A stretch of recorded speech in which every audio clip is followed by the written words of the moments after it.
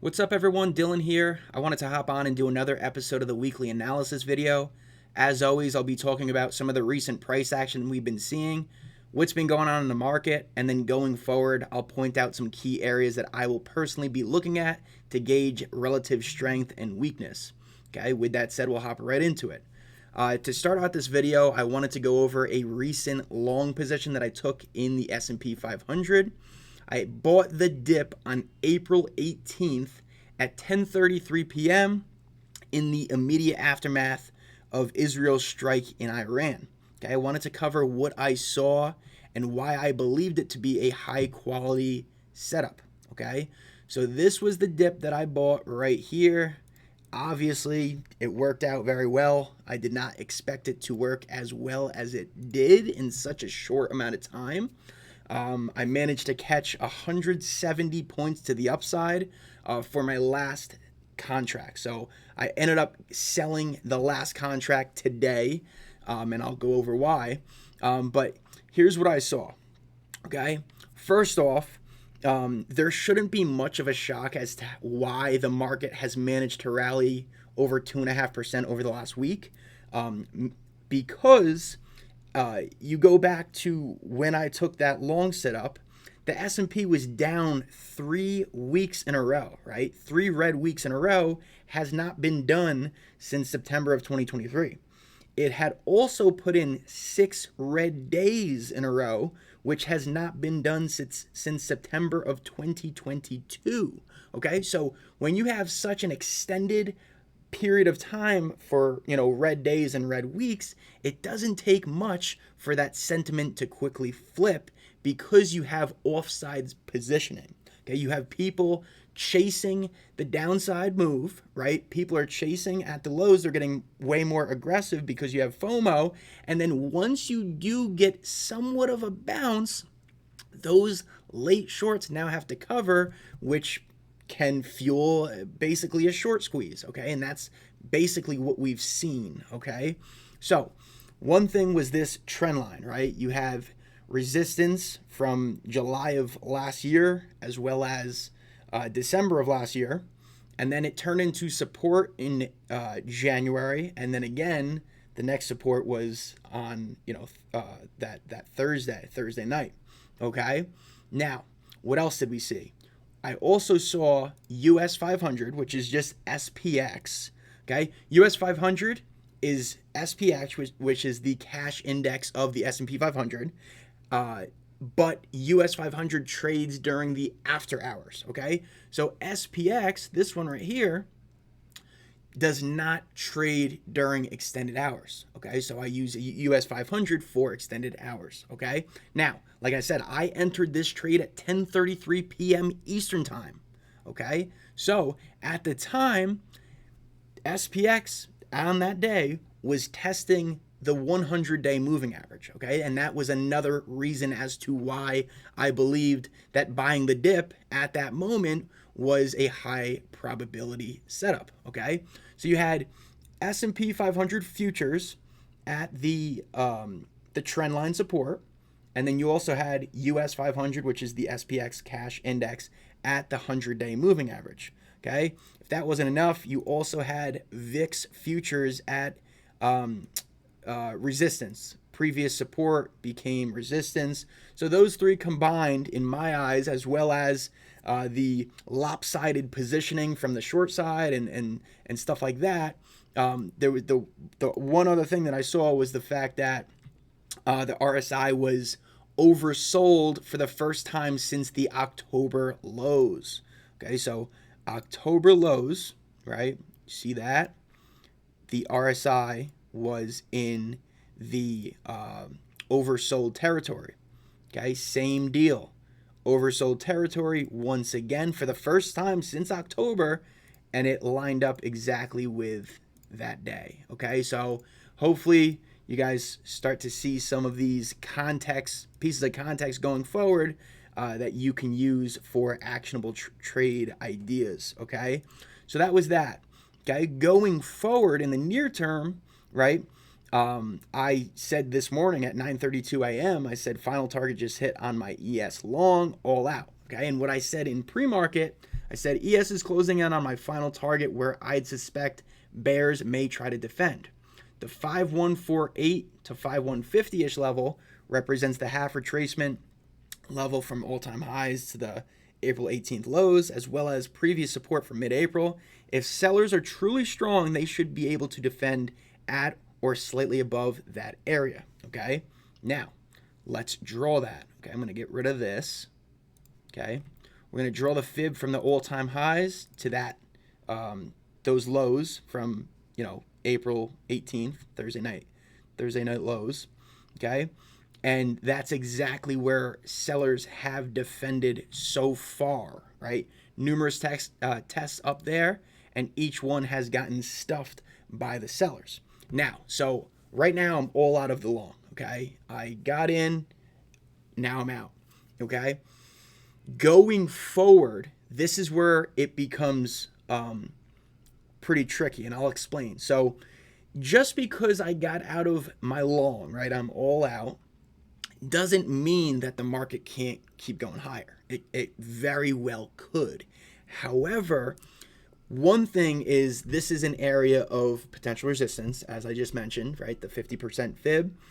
Also, this week is very, very busy, okay? And there's a lot of big earnings this week, which makes it very tricky, right? And when I say tricky, what I mean is no one knows what the outcome is going to be, okay? So far, we've seen crappy earnings from Meta and IBM.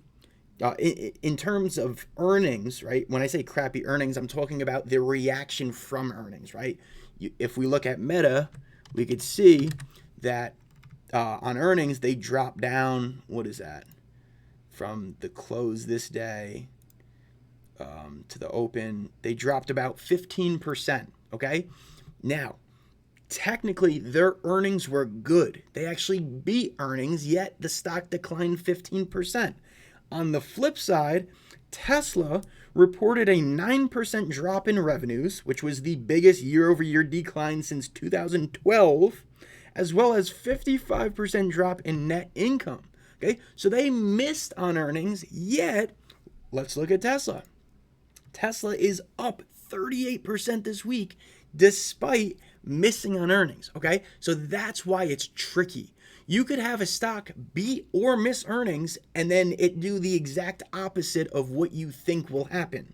Okay, so because of that uncertainty, I felt comfortable getting out. Okay, and that's, obviously as well as following my plan too.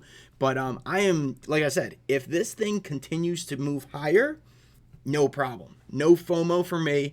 I followed my plan. I got out ahead of the uncertainty, so I am totally cool with that. Okay, so who is reporting this week? Okay, Amazon, AMD, and Supermicro are tomorrow, right? Tuesday after the close. Now, very important. Supermicro is considered a minnow, right?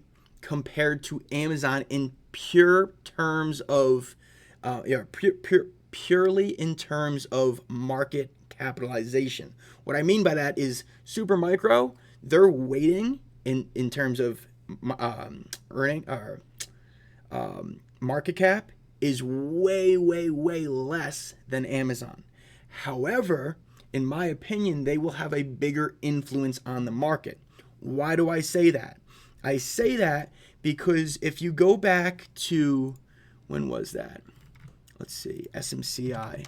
If you go back to this day right here, this was Friday, April 19th. There was news that came out on Supermicro of them not coming out with a optimistic pre-announcement. Okay, so essentially, they didn't have an optimistic pre-announcement, so investors assumed that their earnings will be bad. Okay, so something that never even happened yet. It was an assumption that because they didn't come out with optimistic pre-announcement, they were going to have bad earnings. Okay, that it's total assumption. And because of that, Supermicro dropped 25% and Nvidia also dropped 11% because of Supermicro. So what I'm saying is, despite Supermicro being much smaller in market cap as opposed to Amazon, it is connected in a much larger sector, right? It is very, very connected to overall semiconductor sector as a whole. So if Supermicro has blowout earnings, either good or bad, it can have a much larger influence on the entire stock market as opposed to Amazon. Okay, so definitely keep an eye on AMD and Supermicro as they are both in the semiconductor sector. Okay, you also have Apple after the close on Thursday, and in terms of market cap, they are in the top 3 largest company names. Okay, so Apple will be very, very important as always. Okay, in terms of economics calendar, right, we also have a very, very busy week aside from the earnings. So for the economic calendar, you have I'm just going to name a few important ones. You have the Fed decision on Wednesday at 2 p.m. Eastern time. Okay, you have PMI on Wednesday as well at 9:45 a.m. Okay, you have the jobless claims Thursday morning, 8:30 a.m. Eastern time, and then you have the jobs report at 8:30 a.m. on Friday. Okay, so in plain English, this is a very, very busy. It has the ability to be very, very volatile this week based on the economic events. Okay, so keep that in mind. So far, the Q1 reporting season has been strong, right? We've seen good earnings come out of Google, Microsoft. Like I said, Tesla reported misses, but was able to absorb that bad information and still rally, close to 40% in the last week. Okay, so these pieces of earnings have helped the overall market be able to sustain value and lead or, push higher. Now, that can change, right?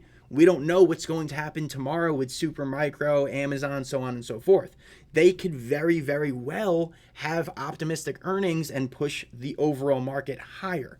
No one knows, okay? Not myself, not the people next to me, no one, okay? So that is why it is going to be very, very tricky going forward. So instead of relying on the, earnings results, what I'm going to do is I'm going to show you some key areas to look out for just so that you can react instead of predict, okay? As traders, we are not supposed to predict every single move. Instead, our job is to wait for the market to move and then we react off of the price context that we see, okay? So, going back to US 500, okay, I showed that it bounced at that 100-day moving average, right, which led me to get long, okay? We are now coming up to the 50-day moving average, okay? So it bounced off the 100, and now we are going up to the 50, okay? That will be a very key area to look at, okay? And like I said, if you don't have US 500, if you have a different broker or charting platform, SPX works totally fine. The only issue is the fact that it does not have extended hours, okay? But you'll see the same exact price on SPX as you will on US 500, okay? So the 50-day on US 500 is going to be very, very important. Going forward, you also have NDX, which is coming up to the 50-day as well. NDX is just the cash index for NASDAQ, okay? So NDX is closing in on the 50-day as well, which is less than 1% away, okay? So look at those 50-day moving average on the SPX, and NDX, okay? And then for the futures, you have a very key area on the NASDAQ, which is right here, which in my opinion will line up with the 50-day moving average on NDX, okay? Because if we use a measured move, it's about the same length away from that 18,060 level as NDX is away from the 50-day moving average. Okay, so you can clearly see this level has acted as clear support in the past for the NASDAQ futures. Ever since breaking it, we have not had a retest. Okay, so this upcoming retest, if it does want to retest, will be the first one. And in terms of pure probabilities, the first retest always has the highest probability of working out. Okay, so 18,060 on the NASDAQ futures, as well as the 50-day moving average on SPX and NDX will be very, very important to watch going forward. Okay, also SPX 5,000 will be very, very important. And the reason I say this is because 5,000 was a very, very, very important piece of context on last Thursday. Okay, and why I say that is the market had pulled back on Thursday, right? We gapped lower, right? You could see from Wednesday's close to Thursday's open, it had gapped down, right? This is SPX. The reason it gapped down was a few reasons, right? We had Meta and IBM earnings. Both fell on earnings, right? Both stocks went lower on earnings. And then it was amplified by an ugly GDP report that offered a whiff of stagflation. Okay, so you had a few pieces of bearish market news, yet SPX managed to bounce at 5,000, which ultimately showed that it was absorbing the negative news. Okay, so the ability for it to hold at 5,000, which is a psychological whole number support, despite having multiple pieces of bearish news, that is something that should not be overlooked. Okay, so going forward, if we get crappy earnings out of, say, Amazon, Supermicro, AMD, or Apple, or all four, who knows what's going to happen? If SPX tests that 5,000 again, it will be very, very important to see if it can hold. If it cannot hold, you will probably see extended downside pressure. Okay, if it can hold, that's a good thing for the bulls. So hopefully, you guys have a pretty clear idea of what I will be looking out for. Like I said, I went over the multiple things to the upside, right? The 50-day moving average on SPX and NDX, and then the NQ futures, that resistance level, potential resistance level, I should say. And then on the downside, keep an eye on SPX 5,000. And that's about it. So hopefully this video was helpful. If it was, thumbs up is always appreciated. Subscribe if you haven't already. And then feedback is always appreciated as well. Peace.